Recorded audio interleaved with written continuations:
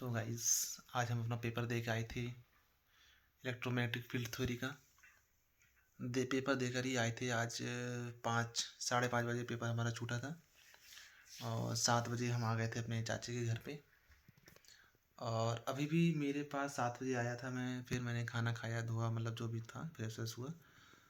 9 बजे मैं बैठा यहाँ बिस्तर पे। 9 से 10 मैंने फ़ोन चलाया, दोस्तों से बात की, फ्रेश हुआ। फिर 10 से 10:30 थोड़ी बकचोदी देखी, मतलब क्या कोर्स है, क्या सिलेबस है, मतलब क्या सिलेबस है मशीन का। और सुबह मेरे अगले दिन पेपर है। आज पेपर दे के आया हूँ और अगले दिन जस्ट सुबह पेपर है 9 बजे से। अब समझ में नहीं आ रहा है, सोऊं याद करूँ क्या करूँ। और कॉपी भी मैंने आज ही खोली है। एक ये कॉपी है मशीन की और एक ये है कॉपी मशीन की। और इसमें मैं क्या पढ़ रहा हूँ, voltage and current control of alternator. जो जनरेटर होता है उससे वोल्टेज को कंट्रोल एंड फील्ड को कंट्रोल कैसे करते हैं, करंट को कंट्रोल। और जैसे सिंक्रोनस मोटर है और सिंगल फेस मोटर है, कैपेसिटर रन मोटर है, power fluctuation, silent pole rotor. ज़्यादा कुछ नहीं, फिलहाल मैं पास तो हो जाऊंगा, इतना तो मुझे पता है। सरकारी की तैयारी करते करते इन चीज़ों की मेरी मतलब तैयारी हो गई है। तो अभी कुछ अपने लोग अपन तैयारी कर रहे हैं। मतलब मैं तैयारी कैसे करता हूँ आप ज़रा देख सकते हैं। लैपटॉप खुला है, मतलब नोट्स में नहीं पढ़ रहा हूँ। नोट्स पढ़ूंगा तो सिलेबस कंप्लीट नहीं हो पाएगा। टॉपिक उठाया, इसमें चैट जीपीटी में टॉपिक डाला, मतलब जैसे मुझे देखना है वोल्टेज कंट्रोल कैसे होती है, तो उसका हिंदी में आ गया। अब हिंदी हिंदी को ही मैं माइंड में इंग्लिश में कन्वर्ट कर लेता हूँ। Engineering language only, I convert Hindi language into English language of engineering, बस। और कोई सी मुझे हिंदी कन्वर्ट, हिंदी को इंग्लिश में नहीं कर मिलता है। अब जैसे किसी ने कह दिया बुरस, बुरस के द्वारा डीसी मोटर को कंट्रोल कर सकते हैं, करंट को, तो बस कर देंगे the control of the DC motor is controlled by the brushes when the brushes place is placed on commutator, मतलब लिख देते हैं।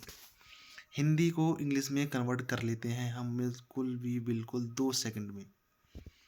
ज़्यादा देर अपन नहीं लगाते हैं।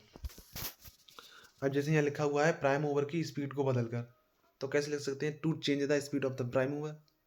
इनफ, दैट इज इनफ, इतना मेरे लिए इनफ है। एंड अभी मैंने पढ़ा पोसियर ट्राइंगल, इसमें फील्ड करंट का बारा, इस फील्ड करंट के बारे में होता है, सॉरी। और अभी मैं पढ़ूंगा। अभी मेरा काफ़ी सिलेबस बचा है। अभी क्या क्या बचा है मेरा, अभी बताता हूँ दोस्त, आपको ज़रा सब्र रखो। अभी मेरी बची है PMDC, permanent magnet DC motor, जो खिलौने में, जो आपने देखा होगा, जो खिलौने में मोटर होती है, जो बच्चे के खिलौने की जो मोटर होती है ना, वो वाली, मतलब मोटर ही वो वाली। इसमें लीनियर मोटर, लीनियर मोटर क्या होती है, जो केवल सीधी रेखा में चलती है। जैसे आपने देखा होगा किसी ने चीज़ यहाँ रखी, अपने आप सीधी चलती हुई वहाँ चली गई, तो उसको बोलते हैं लीनियर इंडक्शन मोटर। ठीक है। स्टेपर मोटर भी जो रुक रुक के चलती है, रुक रुक के। जैसे किसी ने रिमोट से गाड़ी दबाई, अचानक से आगे बढ़ गई, फिर मोटर पीछे आ गई कि दाएं बढ़ गई, बाएं बढ़ गई, तो वो स्टेपर मतलब यूज़ करते हैं उसमें। ज़्यादातर स्टेपर मोटर हमारी प्रिंटर में यूज़ होती है ना, क्योंकि प्रिंटर में डॉट होते हैं, रुक, तो मोटर को रुक रुक के चलना पड़ता है, इसलिए प्रिंटर में हम स्टेपर मोटर का यूज़ करते हैं। और अभी मैं पढ़ूंगा यूनिवर्सल मोटर क्या होती है, जो हमारे घरों में मिक्सी होती है, मिक्सी वाली मोटर। मिक्सी वाली जो मोटर होती है उसको हम यूनिवर्सल मोटर बोलते हैं। इसलिए क्यों बोलते हैं, because the universal motor running on the AC and DC supply. AC current पे भी चल सकती है, DC करंट पर भी चल सकती है। लेकिन अपन के दिमाग में क्या रहता है, जो मतलब इन चीज़ों के बारे में नहीं जानते हैं, वो सोचते हैं इन्वर्टर से चल जाती है। इन्वर्टर, इन्वर्टर कभी भी प्योर AC सिग्नल नहीं देता है, वो हमेशा उसमें कुछ DC सिग्नल होता है। लेकिन DC कितना होता है, 9 से 12 वोल्ट। लेकिन जो मिक्सी होती है, जो DC पे चलती है, उसके लिए चाहिए 110 वोल्ट DC। 12 वोल्ट या 24 वोल्ट से जो ऊपर की होंगी वो भी सप्लाई काम नहीं करेगी। कम से कम 80 वोल्ट हमें चाहिए यूनिवर्सल मोटर के लिए, तब चलेगी। सैडेड पोल इंडक्शन मोटर है, ये भी हमारी कॉलोनी यूज़ होती है। कैपेसिटर स्टार्ट मोटर है, जो घरों में पंखे लगे हुए होते हैं ना, जैसे अभी इसमें पंखा है नहीं हमारे रूम में, तो पंखा होता है एक, तो आपने नोटिस किया होगा कि पंखे में एक कैपेसिटर लगा रहता है। ठीक है, वो कैपेसिटर क्यों लगाते हैं, अभी बताता हूँ। जो सिंगल फेज सप्लाई होती है AC की, उसकी वेवफॉर्म होती है साइनोसॉइडल, यानी कि जितनी पॉजिटिव उतनी नेगेटिव, मतलब जितना पॉजिटिव में गए उतना नेगेटिव में आए, तो रिजल्टेंट क्या हो जाता है, जीरो, जिससे नो टॉर्क प्रोड्यूस और नो हिस्टेरिसिस टॉर्क प्रोड्यूस।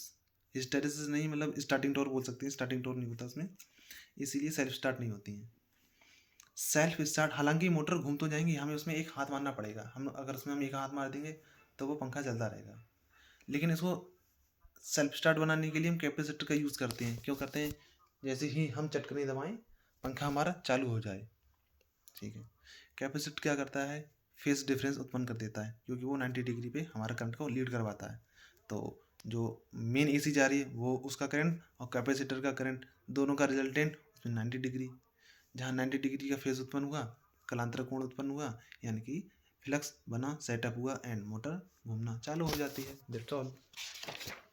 तो अभी ख़त्म हो चुका है। तो गाइस अभी ज़रा अगले ब्लॉग में बताते हैं कि हमारा किस चीज़ का पेपर है। अगला पेपर है हमारा सेंसर एंड ट्रांसड्यूसर्स, इसके बारे में पढ़ा होगा। जैसे आपने बहुत पुराने ज़माने में टीवियाँ देखी होंगी, उसमें जो टीवी होती है वो काफ़ी बड़ी होती है, मतलब पीछे का जो हिस्सा होता है वो निकला रहता है पीछे की ओर, उसको बोलते हैं CRO। उसी का पेपर है कल हमारा, कल नहीं 13 तारीख को है, और उसकी तैयारी चालू करेंगे हम 10 तारीख से। इससे पहले हम ये वाली मशीन पढ़ेंगे आज, और कल इसका पेपर है। फिर पेपर होने के बाद मैं UP GK पढ़ूँगा, क्योंकि मेरा गवर्नमेंट का एग्ज़ाम है। और तो मिलते हैं बाद में अगले ब्लॉग में दोस्तों। पहला ब्लॉग है, थोड़ा बेचक है अभी, और मैंने आपको नाम तो बताया नहीं, अभी बताता हूँ। मेरा नाम नीतीश कुमार है और मैं बरेली में रहता हूँ। इसमें मैं बीटेक इलेक्ट्रिकल इंजीनियरिंग कर रहा हूँ, बीटेक श्री सिद्धिविनायक से। और ये हमारा छोटा सा रूम है, इसमें हम पढ़ते हैं। हमारा भाई लेटा है, रील चला रहा है, मतलब सेटिंग बाजी नहीं करता है। और पीछे देख सकते हैं लिखा हुआ है गेट कंसिस्टेंसी 8 ईयर, मतलब 8 घंटे, मतलब पर डे 8 घंटे पढ़ना है। ये भी नहीं लगातार 8 घंटे पढ़ रहे हो, 2 घंटे पढ़े, उठ गए भाग के लिए, रील चला ली, फिर 2 घंटे पढ़े, माइंड फ्रेश कर लिया, मतलब ऐसे है। मतलब लोग सोचते हैं लगातार 8 घंटे लगातार सोच के लगातार 8 घंटे कैसे पढ़ेंगे। अरे भाई लगातार 8 घंटे कौन पढ़ लेगा भाई, लोग टुकड़ों में पढ़ते हैं तब होते हैं 8 घंटे, ऐसे पढ़ो। तो मिलते हैं दोस्तों अगले ब्लॉग में, तब तक के लिए हम अपनी तैयारी करते हैं। हमारा कल को पेपर है, पास तो हो जाएंगे लेकिन हमें अच्छे नंबर लाने हैं, ठीक है। तो दोस्तों नमस्कार, जय हिंद, वंदे मातरम। चैनल को सब्सक्राइब जरूर करते हैं। चेहरे पे अभी हंसी नहीं है, लेकिन जब धीरे धीरे कॉन्फिडेंस आएगा तो चेहरे पे हंसी ऑटोमेटिक आती रहेगी। देखो आ गई ना। तो नमस्ते, thank you so for watching, bye, नमस्ते।